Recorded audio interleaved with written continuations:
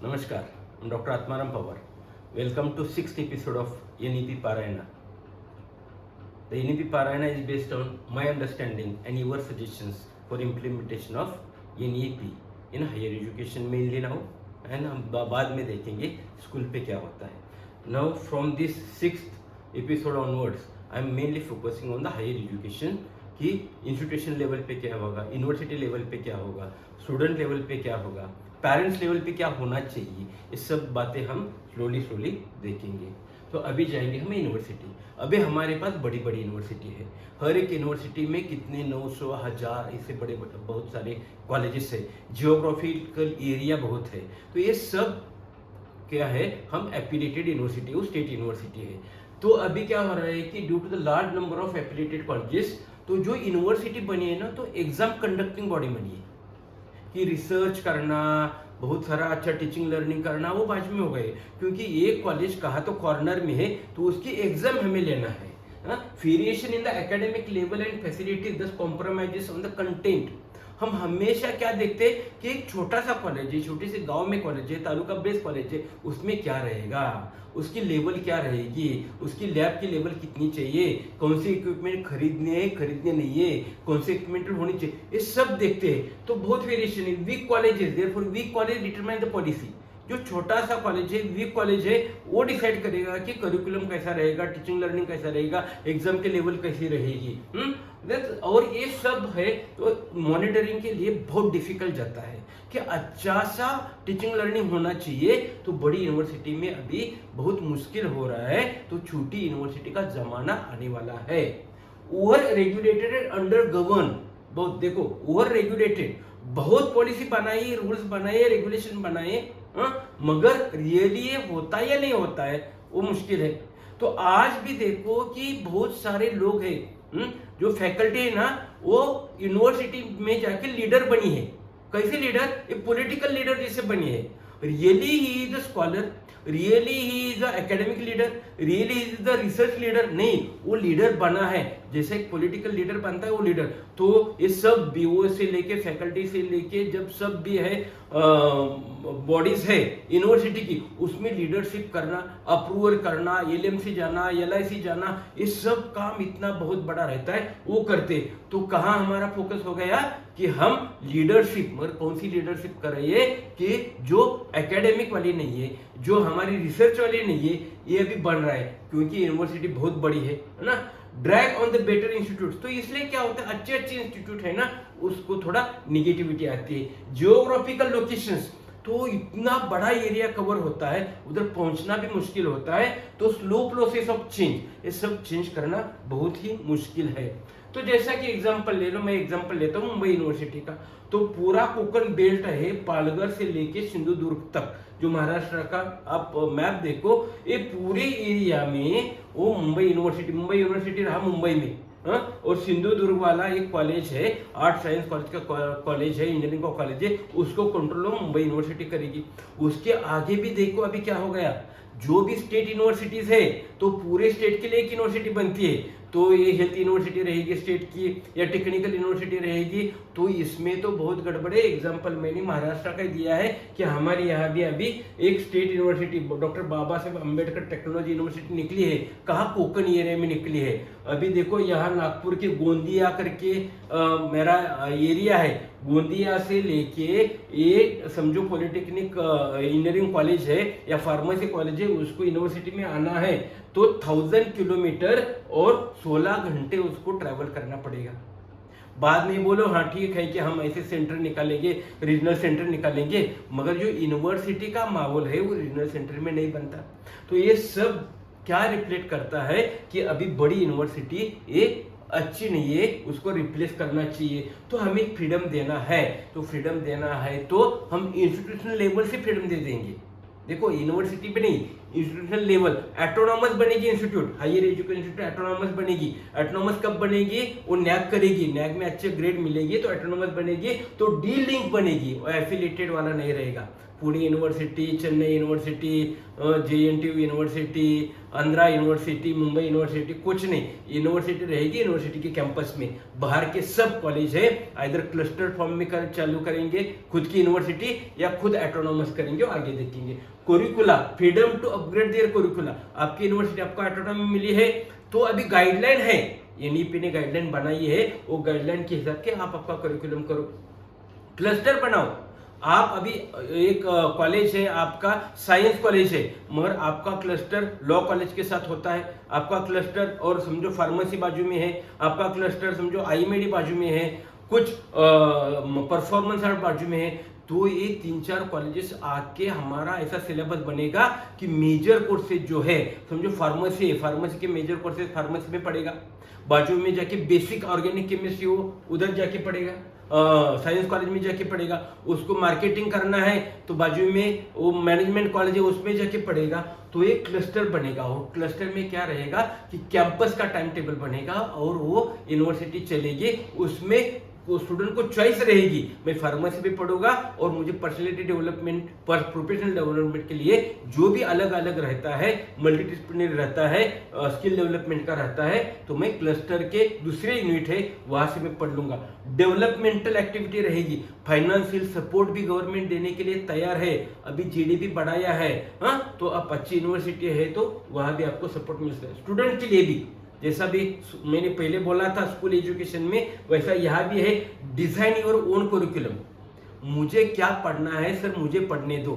आपकी यूनिवर्सिटी में जो बनाया है, कई बार पूरे इंडिया में एक सिलेबस चलता है, इतना वेरिएशन है, रीजनल वेरिएशन है, लेवल के वेरिएशन है, थिंकिंग के वेरिएशन है, कल्चरल वेरिएशन है, ये सब है, मगर हम अभी है कि choice to select major and minor and elective student करेगा। एंट्री एंड एग्जिट नहीं, फार्मेसी में आना है तो एक साथ 4 साल कंप्लीट करना पड़ेगा, 4th ईयर में एक सब्जेक्ट में फेल हो गए तो आपको बीफार्म की डिग्री नहीं मिलेगी।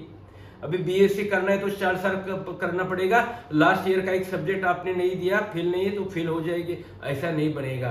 तो उसको आगे आगे देखे जाएंगे कि एग्जिट है, 1 साल में पढ़ूंगा, 2 साल में पढ़ूंगा, बाद में गैप लूंगा, बाद में 3 साल पढ़ूंगा, बीच में इंटर्नशिप करूंगा। और मुझे जो लगता है ना, क्योंकि इंटर्नशिप के बाद मुझे चैलेंज मिलता है कि मुझे मार्केटिंग करने का था, मैंने डिसाइड किया, तो मैं मार्केटिंग करने के लिए डिसाइड किया, सब किया, मार्केटिंग पे गया और बाद में मुझे पता चला कि मार्केटिंग करने में बहुत ट्रैवलिंग करना पड़ता है, ये मुझे पसंद नहीं है। अरे भाई तो इंटर्नशिप करना, तो सेकंड ईयर में इंटर्नशिप कर, थोड़ा 2 महीने का 3 महीने का, मार्केटिंग कैसा करते, सेल्स कैसा करते देख, तो तुझे चॉइस लगता है तो फिर मेजर ले तू, मैनेजमेंट कोर्स, मार्केटिंग कोर्स और आगे जा। ये सब पेडागोगी है, सिर्फ क्लास में टीचिंग लर्निंग चौक और डस्टर और LED पे नहीं चलेगा। अभी कम्युनिटी है, एक्सपेरिमेंटल है, सब काम करना है तो प्रोफेशनल सब मोड है, अलग अलग ऑनलाइन सब है, मूक्स करने हैं, ये सब है। आउट ऑफ द क्लास जो community, field work, NGO, internship and scholarship भी मिलेगी,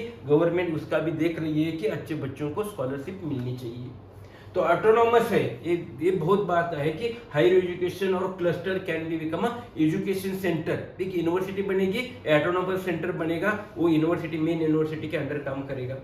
to formulate new courses programmes, UGC ने क्या बताया कि ये कोर्सेज हम कर सकते, ये सब कोर्सेज आपके यहाँ इवॉल्व करो, कैपेसिटी बढ़ाओ, करेक्ट, रिव्यू, रीस्ट्रक्चर, रीडिजाइन जो सिलेबस है उसमें आपकी खुद की यूनिवर्सिटी है, अभी छोटा सा यूनिट हो गया, आपको हर 3 साल बदलना है तो बदल सकते हैं। अभी बड़ी यूनिवर्सिटी है या स्टेट लेवल का एक सिलेबस है तो 10-10, 15-15 साल लगते हैं वो सिलेबस, बाद में इंडस्ट्री बोलते हैं आपका सिलेबस मैच नहीं करता, तो अभी मैच करने में बहुत अच्छा है। इवॉल्व मेथड्स ऑफ असेसमेंट, सिर्फ थ्योरी और पेपर, वो पेपर आएगा यूनिवर्सिटी से, आंसर बुक आएगा, उस पर लिखने का ऐसी बात नहीं है, अलग अलग इवोल्यूशन रहेगी आपके।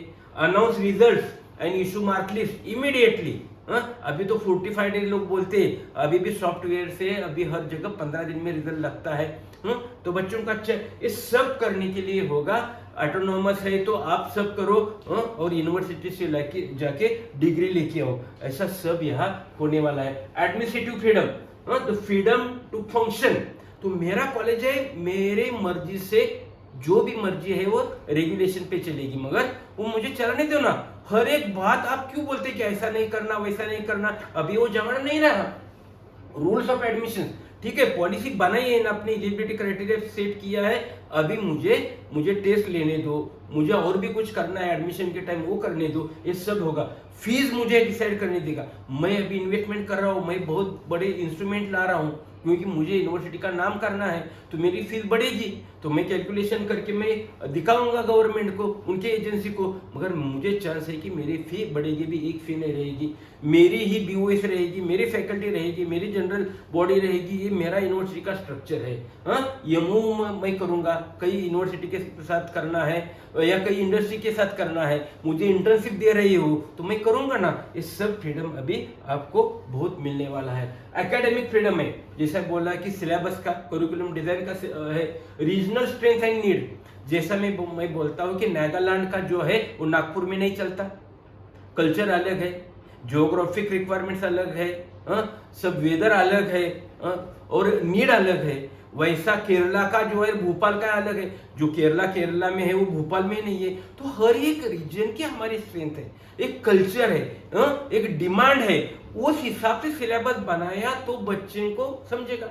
अभी हमारा क्या हो गया है कि इंडिया इधर एग्रीकल्चर फील्ड है, मगर हमारे कितने बच्चों को एग्रीकल्चर का ट्रेनिंग दिया है? नहीं, बहुत खेती है, मगर पेरेंट को लगता है कि मेरे बेटे ने एग्रीकल्चर में नहीं आना चाहिए क्योंकि उसमें ये नहीं। अरे थोड़ा सा जो हम बोलते हैं कि फील्ड वर्क है, इंटर्नशिप है, थोड़ा उसको एग्रीकल्चर का भी नॉलेज दे दो ना, क्योंकि वो डिमांड में आने वाली है एग्रीकल्चर। अभी सब बनता है, मशीन बन रही है, कंप्यूटर बन रहा है, मगर जो खाने की बात है वो कौन बनाएगा?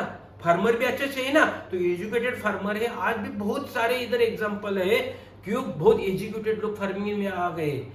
यहाँ सह्याद्री फार्म्स करके एक फार्म है, बहुत बड़ा एजुकेटेड पर्सन है, अभी वो कोऑपरेटिव एग्रीकल्चर करता है, उसमें हर एक प्लानिंग करते हैं, ऑर्गेनिक फार्मिंग करते हैं। ये जमाना है, तो ये ट्रेनिंग मुझे देना है। तो इसलिए हम रीजनल नीड क्या है, सोसाइटी की नीड क्या है, इंडिया की नीड क्या है, उस हिसाब से हम करेंगे।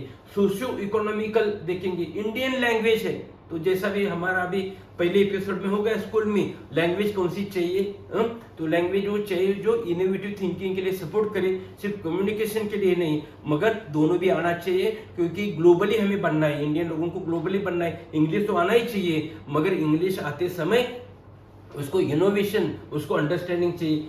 Explanation, internship, community learning, process of revision simplified, revision करना है सिलेबस में वगैरह, एकेडमिक फ्रीडम है, और मेथड, इवोल्यूशन मेथड हम हमारी यूनिवर्सिटी दे सकते हैं। तो ये सब करके आपको बहुत सारा फ्रीडम फीडबैक मिलेगा, और लोग बोलेंगे कि नहीं ये ऐसा करो वैसा करो। इसलिए ये मेरा प्लेटफॉर्म है, आपको भी फीडबैक देना है। ये देखो फीडबैक आए हैं, अमरेंद्र यादव MP से है, वो क्या बोलते हैं, heads of sir, you are always proud of you as you are a great mentor. मुझे अच्छा लगा, और भी एनर्जी मिलेगी। ये डिप्सार के CR पटेल है, अभी वो हमारे महाराष्ट्र में भी है, शिरपुर में, वो लिखते हैं कि very nice initiative, thought provoking, we need a further guidance. तो इसके लिए अभी देखो MD कार्वेकर से बेंगलोर के हमारे गुरु समान है, वो हमेशा मोटिवेशन देते हैं, वो बोलते हैं excellent presentation, NEP is fine tune. वो सब आशीर्वाद लेके मैं आगे जाने वाला हूँ। अभी हम आगे देखेंगे कि हायर एजुकेशन में हमें क्या क्या करना है। तो अभी का हायर एजुकेशन का जो एडमिनिस्ट्रेशन है उसमें हमने क्या सीखा कि हमारी आगे जाके बिग मल्टी डिसिप्लिनरी यूनिवर्सिटी बनेगी, क्लस्टर बनेगा, क्लस्टर की भी बड़ी यूनिवर्सिटी बनेगी। तो क्लस्टर यूनिवर्सिटी बनेगी तो करिकुलम भी हम डिसाइड करेंगे, ऑटोनॉमी मिलेगी, तो हम हमारे हिसाब से regional, socio economical conditions, global condition, ये सब पकड़ के सिलेबस करेंगे। हम थोड़ा असेसमेंट की मेथड बनाएंगे, और हमारा जो स्कूल है, हायर एजुकेशन कॉलेज रहेगा या यूनिवर्सिटी रहेगी, क्लस्टर रहेगा, it will be the centre of excellence. मेरा सब अच्छा चलेगा, इसके लिए मुझे फ्रीडम दिया है। आपके कुछ सुझाव है तो I am waiting for you. Thank you for listening. Thank you.